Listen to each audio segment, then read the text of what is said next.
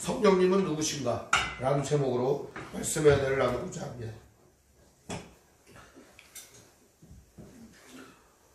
성령에 대한 오해가 많은 것 같습니다.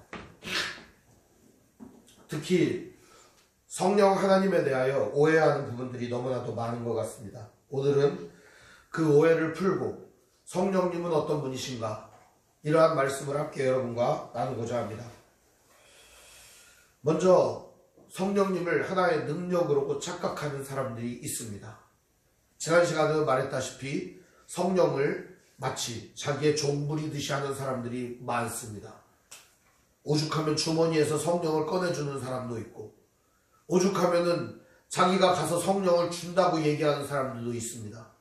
성령 하나님을 능욕하고 무시하는 처사입니다. 성령 하나님은 전지전능하신 하나님이십니다. 그래서 오늘 우리들은 그 하나님을 존중하고 경외하고 사랑하고 그 하나님 앞에 굴복해야만 합니다. 이것이 바로 오늘 성도들의 바른 자세입니다. 그런데 그런 성령님을 마치 자기가 부리는 능력인 양 착각하는 사람들이 있습니다. 무당이나 점집에 가시면은 안 가봐서 다들 모르시겠죠? 굉장히 경건한 성도님들이라 다들 무당 점집은 안 가보셨죠? 그죠? 그런데 가면은 뭐를 하느냐? 이렇게 방울을 이렇게 흔듭니다. 이렇게 방울을 이렇게 흔들어서 소리를 막 냅니다. 찰찰찰찰 딸랑딸랑 이렇게 소리를 냅니다. 그런 다음에 적당히 흔들어야 됩니다. 이게 왜냐? 귀신이 와야 되거든요. 이게 적당히 흔들어서 귀신이 딱 오는 순간에 어떻게 하냐? 탁 멈춥니다. 그리고 뭐 하냐? 그 앞에 놓인 대나무 쪼가리를 갖다가 하나를 촥 꼽습니다. 자, 이게 너의 점괘다 이거죠. 그리고서 한참을 고민하다가 이야기를 해줍니다. 귀신이 점지를 해줘야 되거든요. 혹은 그게 좀 안 되는 사람들이 있어요. 그런 사람들은 쌀을 갖다가 이렇게 착 뿌립니다. 쌀을 왜 뿌리냐? 정신을 흐트러뜨리려고 하는 겁니다. 그게다. 혼미하게. 그래서 쌀을 촥 흩트린 다음에 쌀알갱이를 또 이렇게 보다가 하나 이 깨진 쌀 하나 주워갖고서 네가 이렇게 깨졌다 이렇게 얘기를 합니다. 아, 다 그러면 거기서 아멘 하는 거예요. 점집이 언제 제일 잘 되는 줄 알아요? 금요철야 마치고 난 대형교회 앞에가 그렇게 보기 좋다고 합니다. 사람들이 그렇게 많이 간대요. 기도했는데 이루어질까 안 이루어질까를 물어보러 간다고 합니다. 도대체 누굴 믿는 거예요? 이런 일들은 너무나도 많이 있습니다. 성령님에 대한 오해는 거기에서 그치지 않습니다. 성령을 하나의 능력으로 인식한 나머지 자기가 성령을 준 양 착각하는 사람들도 너무나도 많습니다. 그래서 방언하라 그러고 자기 마음대로 하라 그러고. 여러분, 하나님이 요령껏 한다고 임하시는 분이십니까? 우리가 무슨 짓을 이렇게 요령껏 하면은 하나님 거기에 이렇게 쏙하니 이렇게 들어오시는 분이냐 이겁니다. 그런 하나님을 왜 믿습니까? 우리가 조종하고 우리 멋대로 하는 그런 하나님을 믿을 필요가 뭐가 있냐 이 말입니다. 하나님 오늘 이 호리병에 들어오소서.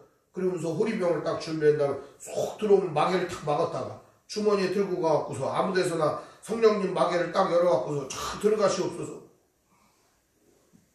그런 등신 같은 하나님을 우리가 믿는 건 아니지 않습니까? 진짜 하나님은 어떤 분이십니까? 전능하신 하나님이십니다. 첫 번째로 우리가 살펴볼 것은 성령님은 전능하신 하나님이라는 사실입니다. 이것을 인정해야 됩니다. 그렇지 않고서는 성령을 신뢰한다고 말할 수 없을 것입니다. 고린도전서 2장 10절에서 12절 말씀은 이렇게 말합니다. 오직 하나님이 성령으로 이것을 우리에게 보이셨으니 성령은 모든 것 곧 하나님의 깊은 것까지도 통달하시느니라. 사람의 일을 사람의 속에 있는 영 외에 누가 알리요? 이와 같이 하나님의 일도 하나님의 영 외에는 아무도 알지 못하느니라. 우리가 세상의 영을 받지 아니하고 오직 하나님으로부터 온 영을 받았으니 이는 우리로 하여금 하나님께서 우리에게 은혜로 주신 것들을 알게 하려 하심이라. 성령이 우리에게 오신 이유는 오늘 마지막 절에 얘기한 것처럼 12절 2장 12절 말씀처럼 뭐라고 얘기하냐? 하나님께서 우리에게 은혜로 주신 그것들을 알게 하려고 하는 거예요. 한마디로 얘기하면 하나님은 태초부터 지금까지 우리에게 무한한 은혜를 쏟아부어주고 계십니다. 근데 이 무한한 은혜가 뭔지 모르는 사람들이 너무나도 많습니다. 그렇기 때문에 하나님 안 믿어요. 그렇기 때문에 하나님 오해해요. 그렇기 때문에 하나님을 신뢰하지 않아요. 자, 그럼 어떻게 될까요? 이걸 알게 되면 하나님을 믿게 되는 겁니다. 이걸 알게 되면 하나님 사랑하게 됩니다. 이걸 알게 되면 사람의 마음속에 있는 더럽고 추악한 것들이 사라지고 하나님의 은혜가 충만하게 채워집니다. 오늘 말씀은 성령이 왜 오셨는가? 성령은 전능한 하나님이시다 라고 말씀하고 있는 것입니다. 각 사람 마음에 성령께서 오시지만 성령은 하나님 안에도 계시고 온 우주에 계시다 라고 말씀하고 있습니다. 고린도후서 13장 13절은 뭐라고 얘기하느냐? 목사님들 축도할 때 이 고린도 후서 13장 13절을 인용해서 말씀을 하는데요. 이런 말씀입니다. 주 예수 그리스도의 은혜와 하나님의 사랑과 성령의 교통하심이 너희 무리와 함께 있을지어다. 이게 무슨 말일까요?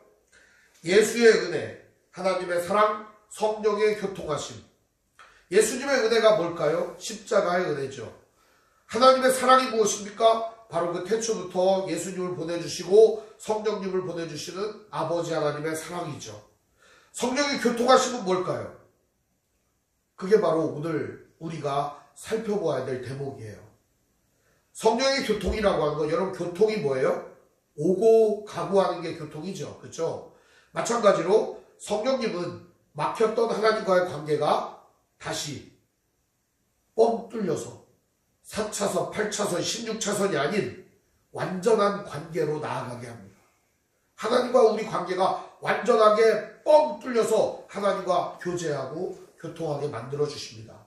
우리 지난 시간에 살펴봤던 것처럼 사람과 사람과의 관계도 뻥 뚫어서 완전하게 새롭게 회복된 관계를 갖게 해주십니다.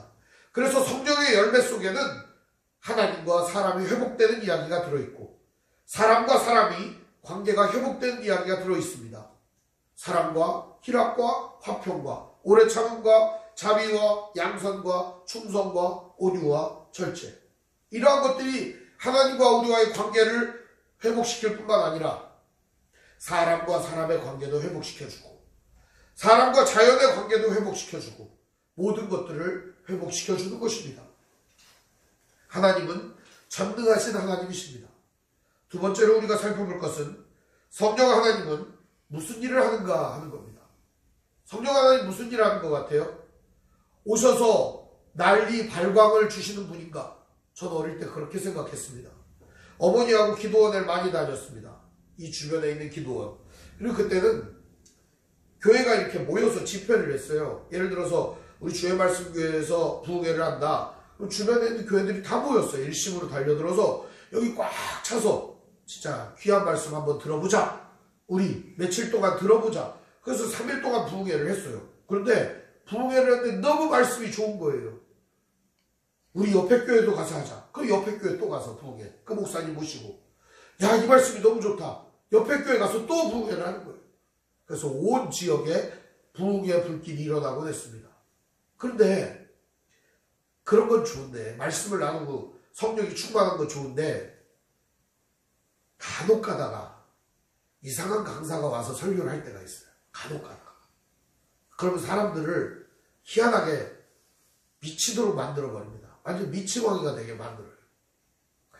저는 그래서 어릴 때 성령 충만 그러면 펄펄 뛰는 건 줄 알았어요. 보통 성령 충만한 사람들이 어때요? 성령님 오시니까 마음이 감동이 일어나요. 기쁨이 일어나요. 그러니까 주체를 못하니까 막 표현을 해요. 박수를 치기도 하고 뛰기도 하고 막 어떻게 보면 알아들을 수 없는 소리를 지르기도 하고 정말 다양합니다. 반응이. 그런데 그 반응이 성령 충만이라고 생각했던 거예요. 실제로 성령님이 오셔서 하는 일에 대해서 관심이 없고 그 겉모양, 외형만 보고 야, 저게 성령 충만이구나 이렇게 생각할 수 있다는 거예요. 여러분들도 한번 그런 생각 해보잖아요. TV에 코미디언이 이렇게 나왔어요. 굉장히 웃깁니다. 저 사람 집은 분명히 매일 웃을 거야. 근데 실제로 촬영을 가보니까 집에 가니까 아무 말도 안 하고 가만히 있어요. 아, 왜 이렇게 가만히 있습니까? 했더니 방송에나 웃기죠. 집에서는 하나도 안 웃깁니다. 그게 본 모습일 수 있다는 거예요. 한마디로 얘기하면 성령의 충만함은 겉모양, 드러나는 현상과 다르다는 거예요. 과연 그럼 성령님 무슨 일 하시느냐? 우리 말씀을 통해 살펴보겠습니다. 바로 오늘 요한복음 말씀입니다. 오늘 말씀 14장 26절 말씀에 뭐라고 얘기합니까? 보혜사 곧 아버지께서 내 이름으로 보내실 성령 그가 너희에게 모든 것을 가르치고 내가 너희에게 말한 모든 것을 생각나게 하리라. 성령님 오시면 뭐 한다는 거예요? 모든 거 가르쳐 준다는 거예요. 모든 것이라고 하는 게 뭘까요? 누구의 모든 것이에요? 이걸 오해하면 안 됩니다. 이 모든 것이 무엇이냐? 바로 고린도전서 2장 10절에서 12절 말씀에 등장하는 이야기입니다. 바로 11절 말씀에 있는데요. 사람의 일을 사람의 속에 있는 영 외에는 누가 알리요? 이와 같이 하나님의 일도 하나님의 영 외에는 아무도 알지 못하느니라. 옛날 성경은 하나님의 깊은 것을 성령 외에는 통달하지 못하느니라 이렇게 돼 있어요.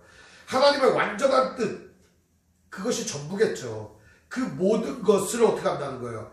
알려주시는 이가 누구예요? 성령님이시라는 겁니다. 또 한 가지는 오늘 여기 말씀하는 게 뭐예요? 내가 너희에게 말한 모든 것을 생각나게 하리라. 내가 누구예요? 여기 말씀하신 내가. 예수님이죠. 예수님. 그 예수님이 말씀하신 모든 것을 생각나게 해주신다. 예수님이 말한 것을 생각나게 하실 뿐만 아니라 예수님이 어떤 분이신지, 예수님이 누구인지, 예수님께서 왜 오셨는지 신구약 성경에 계시된 모든 말씀을 깨닫게 해주신다는 거예요. 그래서 우리가 성경을 읽을 때 교만한 마음을 가지고 지식을 채우고자 성경을 읽는 사람들은 한 글자도 깨달을 수가 없습니다. 겸손한 마음을 가지고 하나님의 뜻을 알고자 하나님의 귀한 은혜를 받고자 이 책을 대하는 사람만이 하나님의 말씀으로 대할 수 있습니다. 그냥 읽으면 그냥 책에 불과한 거예요. 껍데기죠. 한마디로 성령이 오셔서 하는 일은 뭡니까? 첫째는 오늘 말씀해 보니까 하나님께서 가지고 계신 하나님의 뜻과 하나님의 계획과 하나님의 모든 일들을 알게 해주신다. 두 번째는 뭐예요? 예수님께서 하신 말씀, 그리고 예수님이 왜 오셨는지 그 예수님에 대한 모든 일들을 증언하신다는 것입니다. 그리고 이거를 잘 가르쳐 주시겠다 이렇게 말합니다. 즉 성령께서 오셔서 오늘 우리의 마음속에 하나님의 뜻을 알게 하시고 예수님께서 왜 오셨는지 예수님께서 오셔서 주신 그 말씀들을 생각나게 해주실 때에 우리의 마음에 어떤 일이 일어날까요? 바로 27절의 내용이 이루어지는 것입니다. 보실까요? 평안을 너희에게 끼치노니 곧 나의 평안을 너희에게 주노라. 내가 너희에게 주는 것은 세상이 주는 것과 같이 아니하니라. 너희는 마음에 근심하지도 말고 두려워하지도 말라. 우리가 성령님이 오시면 우리의 마음이 평안해집니다. 세상이 평안해집니다. 세상이 주는 평안이 아니에요. 하나님이 주시는 평안으로 세상이 평안해지는 겁니다. 그래서 오늘 이 혼란한 시대에 우리는 성령의 은혜를 구해야 합니다. 성령이 충만하시기를 구해야 합니다. 그래야 세상이 평안해지기 때문입니다. 세상은 불안합니다. 지금 다들 떨고 있습니다. 죽을까봐 괴로워합니다. 망할까봐 두려워합니다. 세상은 이렇게 어려워합니다. 이런 세상 속에서 성령의 충만은 세상을 평안하게 만들어줍니다. 오늘 여러분을 평안하게 만드는 건 뭡니까? 오늘 여러분의 가정을 평안하게 만드는 것은 무엇입니까? 오늘 여러분의 인생을 평안하게 만들어주는 건 뭐예요? 통장에 잔고에 쌓이는 돈이에요? 아니면 새로 산 집이에요? 새로 산 차예요? 아니면은 가정의 화목이에요? 그런 게 아닙니다. 오직 성령의 충만만이 진정한 평화를 줄 수 있습니다. 오늘 27절에 이렇게 말합니다. 내가 너희에게 주는 것은 세상이 주는 것과 같이 아니하리라. 세상이 주는 것과 같이 아니하리라. 세상은 우리에게 가짜 평안을 줍니다. 가짜 위로를 줍니다. 거짓 평안을 선물합니다. 그러나 성령이 주시는 위로와 평강은 진정한 평강입니다. 왜 그런 줄 아십니까? 오늘 말씀을 보시죠. 14장 26절 말씀을 보면은 보혜사 이렇게 되어 있습니다. 보혜사. 보혜사라는 말이 무슨 말일까요? 보혜사라는 말은 도와준다, 조력자, 협력자, 도와주는 자 이런 뜻입니다. 뭘 도와줘요? 방금 여기 말씀하신 것처럼 우리가 하나님의 뜻을 모를 때 알려주십니다. 조력자세요. 우리가 하나님의 말씀 까맣게 잊어버리고 내 마음대로 내가 하나님 되어서 내 뜻대로 살아갈 때 예수님의 말씀을 생각나게 해주십니다. 이런 조력자라는 거예요. 이런 성령의 조력을 다 받아보셨죠? 그래서 이것을 파라클레이토스라고 합니다. 성령님은 오늘 우리를 진정으로 도와주는 조력자, 진정한 도움을 주는 능력자이십니다. 세상에 조력자들이 많죠. 근데 세상의 조력자들은 부족합니다. 연약합니다. 그런데 성령님은 완전하십니다. 우리를 완전하게 도우실 수 있고 우리를 완벽하게 세워주실 수 있습니다. 세 번째로 우리가 살펴볼 것은 성령 하나님은 그렇다면 오늘 우리들에게 어떤 분이신가 하는 겁니다. 성령 하나님 오늘 우리에게 어떤 분이신가? 보통 이제 사람들은 이런 질문들을 많이 합니다. 나는 너에게 뭐냐? 너는 나에게 무엇이냐? 말로 하지 않더라도 이런 질문을 꼭 합니다. 당신은 나에게 뭡니까? 나는 당신에게 무엇입니까? 이런 질문을 하는 거죠. 친구 사이에서 이런 질문을 하면 어떻게 되는 거예요? 넌 나의 친구냐? 라는 질문을 하는 겁니다. 근데 그 친구가 하는 짓이 진짜 친구 같아요. 너는 나의 진정한 친구로구나. 이렇게 되는 거예요. 너는 나의 진정한 이웃이냐? 그 사람이 하는 짓이 진짜 이웃 같아요. 너는 나의 이웃이 맞구나. 근데 하나 보니까 넌 나의 친구냐? 이렇게 질문을 했어요. 속으로. 근데 하는 짓이 뭔가 왼수 같아요. 그러면 뭐라고 생각할까요? 너는 겉으로는 친구지만 속으로는 왼수구나. 이렇게 생각할 수 있다는 겁니다. 그러니까 오늘 우리는 이 관계 속에서 늘 물어보는 겁니다. 이게 발달된 게 남자보다 여자가 많이 발달했어요. 그래서 여자들이 남자들한테 많이 물어봐요. 자기한테 나는 뭐냐? 이렇게 물어봅니다. 우리 집에서 그런 걸 안 물어봐요.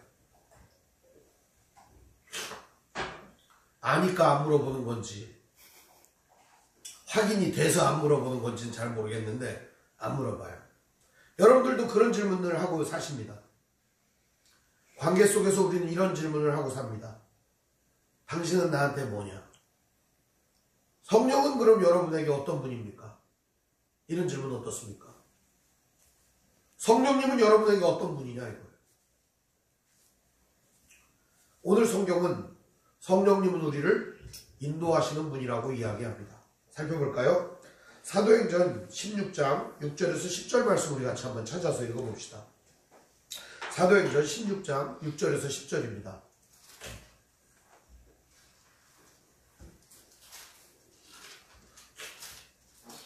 사도행전 16장 6절에서 10절 말씀을 보면 성령이 아시아에서 말씀을 전하지 못하게 하시거늘 그들이 부르기아와 갈라디아 땅으로 다녀가 무시아 앞에 이르러 비두니아로 가고자 애쓰되 예수의 영이 허락하지 아니하시는지라.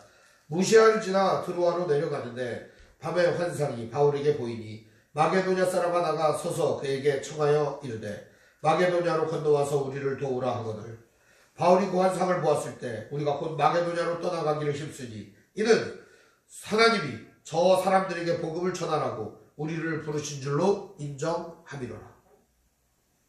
이게 무슨 얘기냐면 바울이 이제 그 지역의 복음을 많이 전했습니다. 선교여행을 그쪽 유럽 대륙 쪽으로 많이 전했어요. 그런데 아시아 쪽에는 아직 선교를 받아들일 사람들이 많이 있는데 거기 가고 싶은 거예요. 그리고 아시아가 반응이 더 좋아요, 유럽보다. 그래서 그쪽으로 가고 싶어 했어요. 빨리 그곳에 가서 복음을 전하려고. 그래서 아시아로 복음을 전하러 가려고 애를 쓰는 겁니다. 근데 그 와중에 바울이 하려고 하는 일이 뭐예요? 복음 전하려고 하는 거 아니에요. 나쁜 거 아니에요. 좋은 거예요. 그런데 오늘 말씀해 보니까 뭐라고 그래요? 16장 6절에 보니까 성령이 아시아에서 말씀을 전하지 못하게 하시거늘. 막아서입니다. 성령님은 때로는 우리의 앞길을 막아서요. 하지마! 하고 막아버리는 겁니다. 그럼 어떻게 할까요? 그만해야죠. 여러분, 내 바울이 이런 생각을 했습니다. 내가 나쁜 거 하자는 것도 아니고, 내가 도둑질 하자는 것도 아니고, 예? 내가 뭐 교회를 무너뜨리자고 하는 것도 아니고, 선교하려고 그러는데 왜 나를 막아서 왜? 내가 나쁜 짓 하려고 한 것도 아니고 모여서 찬송 부르고 예배하자고 하는데 왜 나를 막아서?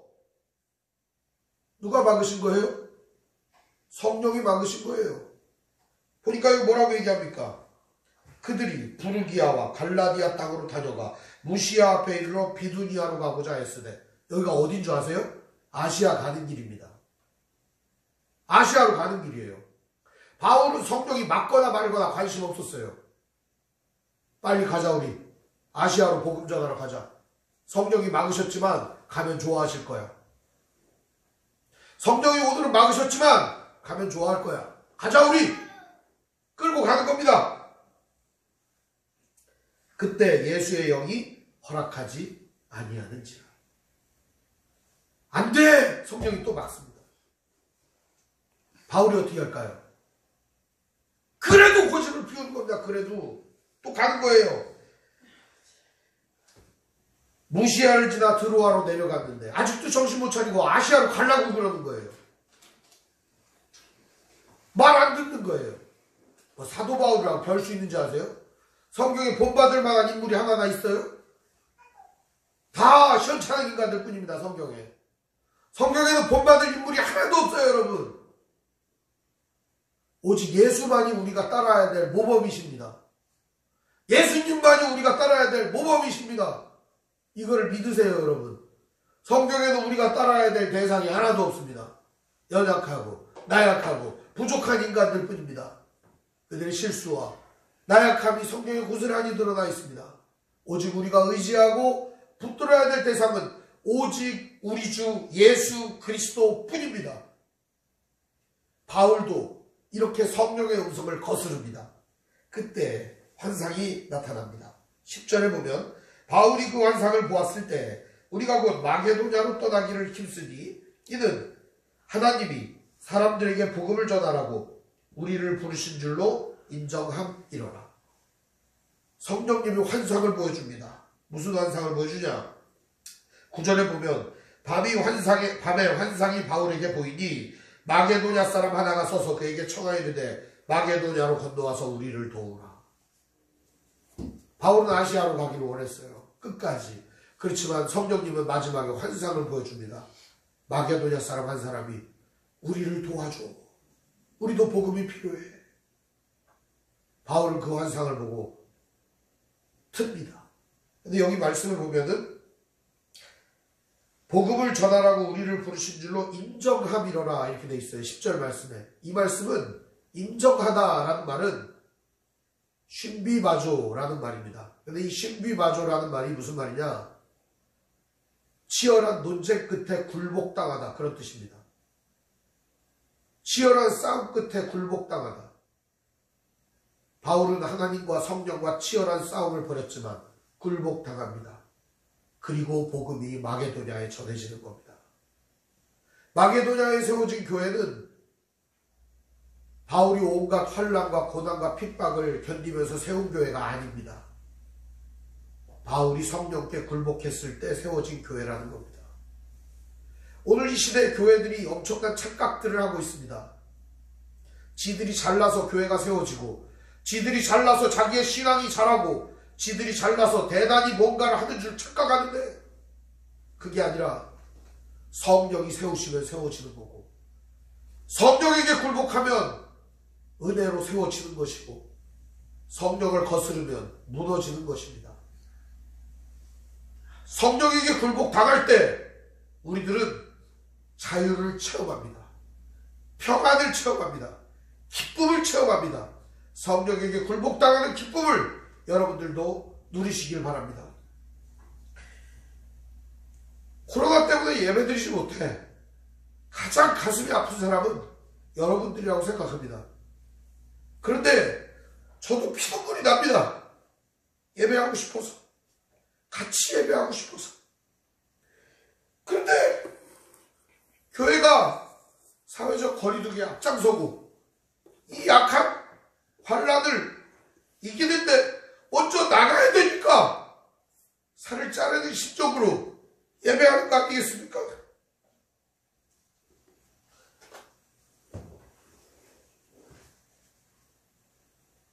그런데 일부 사람들은 자기의 욕망을 이기지 못해 성령을 거스르고 제멋대로 하는 경우가 너무나도 많습니다.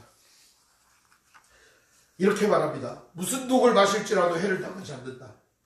정가를 치고도 해를 당하지 않는다. 그러니까 우리는 예배한다. 그러다가 온 교회가 코로나가 퍼져버린 은혜의 강 교회 사건을 우리는 알고 있습니다. 소금을 뿌리기도 하고 다닥다닥 붙어서 예배하기도 하고 기침을 하고 증상이 있는 사람들은 낮에 나오고 증상이 없는 사람들은 저녁에 나와서 예배를 드리고 비난을 하고자 하는 게 아닙니다. 교회가 지금 어떤 자리에 있는지를 보여주고 있는 것입니다. 성령님은 우리를 인도하고 다스려 주십니다. 때로는 우리 갈 길을 막아서기도 합니다. 우리는 그 성령에 굴복당할 때가 있습니다. 성령께서는 날마다 우리에게 모터를 달아가지고 앞으로 전진하라고만 말씀하시는 분이 아닙니다. 막을 때도 있습니다. 그럴 때 우리들은 더 겸손해지고 본연의 목적을 생각해야 됩니다. 하나님 말씀이 뭐라고 하는가? 말씀을 더 묵상을 해야 합니다. 하나님의 뜻이 어디에 있는가? 신중해져야 합니다. 오늘 나는 지금 내 뜻대로 강해가며 내 마음대로 밀어붙이고 있는가? 아니면 성경의 음성에 귀를 기울이고 있는가? 생각해야 합니다. 저도 생각했습니다. 예배를 언제 드려야 하는가? 언제쯤 함께 예배할 수 있는가? 고민이 됩니다. 성령께 맡기고 기도하고 있습니다. 말씀을 묵상하며 하나님의 뜻이 어디에 있는지를 늘 고민합니다. 그리고 만나지 못하는 성도님들을 이름 하나하나 불러가며 형편과 상황을 생각하며 기도합니다.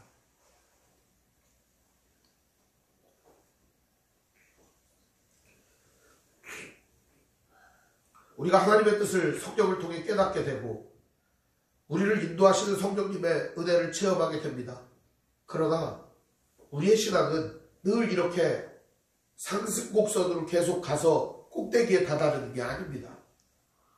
가다가 좌절하고 가다가 좌절하고 가다가 좌절하고 하지만 결국엔 성령님이 이 길을 인도하셔서 하나님의 뜻대로 살아갈 수 있게 도와주신다는 겁니다.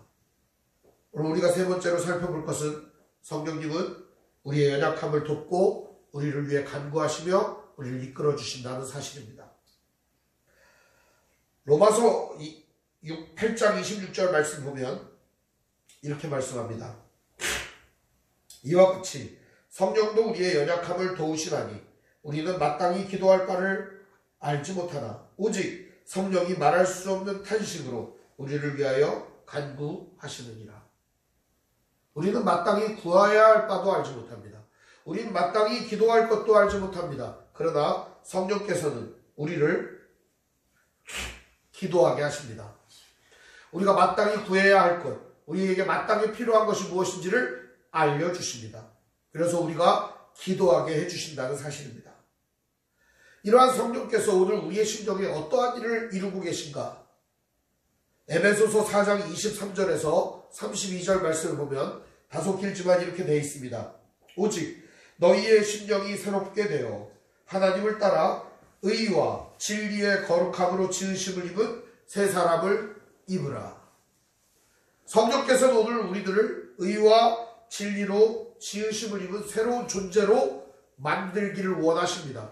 그렇기 때문에 오늘도 우리를 막아서기도 하고 인도하시기도 하고 붙잡아 주시기도 하고 마땅히 간구할 바를 알지 못하지만 그거를 가르쳐 주시기도 한다는 겁니다. 그런즉 거짓을 버리고 각각 그 이웃과 더불어 참된 것을 말하라. 이는 우리가 서로 지체가 됨이라. 사람과의 관계도 회복시켜 주십니다. 분을 내어도 죄를 짓지 말며 해가 지도록 분을 품지 말고 마귀에게 틈을 주지 말라. 우리가 성령의 음성에 귀를 기울이는 사람은 마귀에게 틈을 주지 않는 사람들입니다.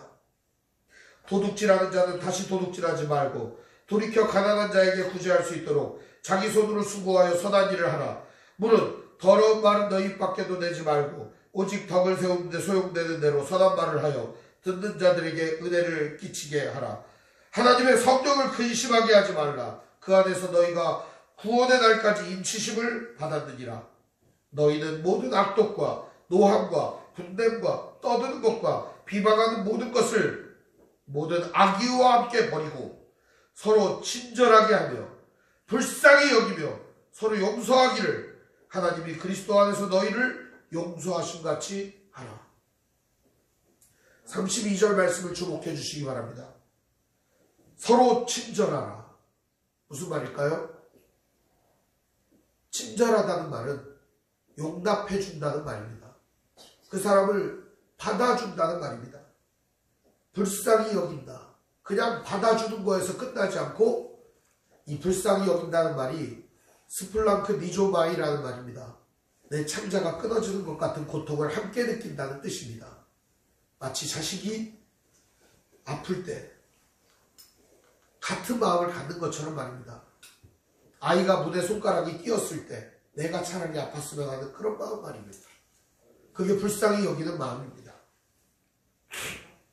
또한 서로 용서하기를 하나님이 그리스도 안에서 너희를 용서하심 같이 하라. 서로 용서하여 준 것, 하나님께서 우리를 용서해 준 사실을 우리가 성령께서 오시면 깨닫게 됩니다. 그래서 우리가 다른 사람을 용서하고 이해하게 됩니다. 하나님이 우리를 용서하시고 은혜 주셨다는 사실을 깨닫게 됨과 동시에 다른 사람을 이해하게 되고 사랑하게 되고 용서하게 되는 것입니다. 마지막으로 우리가 살펴볼 것은 성령 하나님은 성도에게 말씀하시고 성도를 통해 일하신다는 사실입니다. 성령 하나님은 성도를 통해 일하십니다. 그리고 성도 한 사람 한 사람을 세워주십니다. 오늘 성령님은 특별한 목사님이나 전도사님이나 권능을 가진 자나 그런 사람들에게 붙어서 희생하는 기생충이 아닙니다. 전능하신 하나님이십니다. 누가 내가 성령의 능력을 가진 성령 사역자가 이렇게 떠버리고 다닌다면 아닐 가능성이 높습니다. 거짓말쟁이거나 사기꾼일 가능성이 농후합니다. 몇 년 전 청소년 집회를 다니는데 문모 목사가 있습니다. 이름을 걸으면 되겠죠. 문대식이라는 목사가 있습니다. 청소년 부흥사로 이름을 날렸습니다. 저도 청소년 집회를 다니니까 만났습니다. 근데 보니까 여학생들하고 농담 따먹기를 하면서 신체 접촉을 마구 하고 있더라고요. 그래도 되느냐라고 물었더니 간섭할 일이 아니지 않느냐 저에게 이야기를 하더라고요. 그냥 지나쳐지지 않았습니다. 그러면 안 된다고 몇 번 얘기를 해줬습니다. 근데도 끝까지 그러더라고요. 나중에 봤더니 어린 학생들을 그루밍으로다가 성추행을 하고 지금은 감옥에 있습니다. 그런 사람들이 또 나와서 또 그런 짓을 할까봐 두렵습니다. 여러분 한번 생각해 보십시오. 성령님은 성도를 통해 일하십니다. 그런데 그 사람은 항상 뭐라고 얘기했느냐? 마치 자기가 성령 하나님을 갖다가 데리고 다니는 종인 것처럼 말합니다. 성령님을 마치 자기가 대단하게 뒤에다가 뒷배로 두고 있는 양 이야기를 합니다. 성령님은 오늘 우리들을 인도하시는 분이시고 전능하신 하나님이라는 사실을 망각해서는 안 됩니다. 그래서 그 사람은 늘 떠벌립니다. 나는 성령 사역자다. 나는 귀신이 내 앞에 오면 다 도망간다. 거짓말 좀 그렇게 치는 사람들이 많아요. 귀신이 뭐가 귀신인 줄 알아요? 하나님 뜻대로 안 하는 게 귀신 같은 생각이에요. 하나님 말씀대로 안 사는 거 그게 귀신 같은 생각이에요. 귀신 같은 게 따로 있는 줄 알아요? 성령의 뜻에 복종하지 않은 게 귀신의 뜻에 따르는 거예요. 결론의 말씀을 드립니다. 성령 하나님은 오늘 우리들을 인도하여 주십니다. 할 수 없는 일도 하게 해주시고 우리가 가야 할 방향성을 전해주십니다. 한 가지 얘기를 더 드리겠습니다. 사도행전 10장 말씀 우리 한번 살펴볼까요? 사도행전 10장 19절에서 23절에 보면은 베드로가 고넬료를 만나는 장면이 나옵니다. 베드로에게 어떤 일이 있었냐면은 하늘에서 이제 보자기가 쫙 내려와요. 보자기가 내려와 가지고서 하나님이 갑자기 다 먹어 그럽니다. 거기에 뭐가 들었냐? 돼지 새끼도 있고 닭도 있고 우리 다 먹는 거잖아요. 걔네들 못 먹는 거예요. 레위기 11장에 보면 음식규례가 나와요. 근데 그거대로 된 게 아니라 거기에 반대되는 것들만 잔뜩 들어있는 거예요. 각종 네발간지, 짐승에, 뱀 같은 거, 파충류에, 개구리에 막 들어있는 거예요. 개구리. 옛날에 우리들 뭐 뒷다리도 구워 먹었는데 이스라엘 백성 먹으면 안 되거든요. 그런데 그렇게 막 내려오니까 베드로가 어떻게 해요? 아, 못 먹습니다. 안 됩니다. 율법이 금하는 겁니다. 그랬더니 뭐라 그래요? 먹어라. 안 됩니다. 그랬더니 또 올라가요. 좀 있다 보니까 또 내려와요. 그래도 먹어라. 3번 그렇게 하더니 그릇이 올라갑니다. 가만히 있는데 저기서 사람이 한 사람 옵니다. 누구냐? 백부장이 보낸 사람이라는 거예요. 그래 오라고 해라. 이방인을 만나는 건 어려운 일입니다. 특히 유대인의 사도인 베드로에게 이방인을 만나는 일은 수치스러운 일로 여겼습니다. 베드로는 나중에 이방인들과 식사하는 자리에서도 도망을 칠 정도로 이 자리를 좋게 여기지 않았던 사람입니다. 근데 그때 19절에 이런 말씀이 있습니다. 사도행전 10장 19절 베드로가 그 환상에 대하여 생각할 때에 성령께서 그에게 말씀하시되 환상에 대해서 베드로가 고민하고 있을 때 누가 말씀했어요? 성령님이 말했다는 겁니다.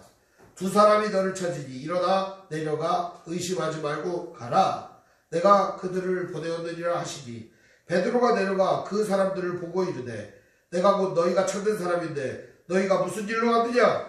그들이 대답하되 백부장 고넬료는 의인이요 하나님을 경외하는 사람이라.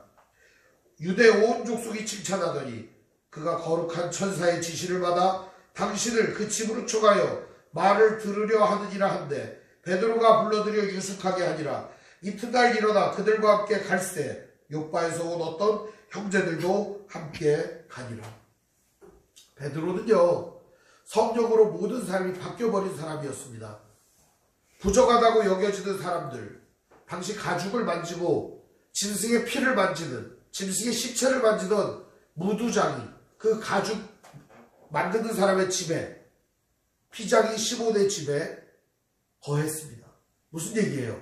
베드로는 자기 자신을 거룩하게 살기 위하여 그런 사람들과 분리된 삶을 살았던 게 아니라 그런 사람들의 친구가 되고 이웃이 되어 주었다는 겁니다.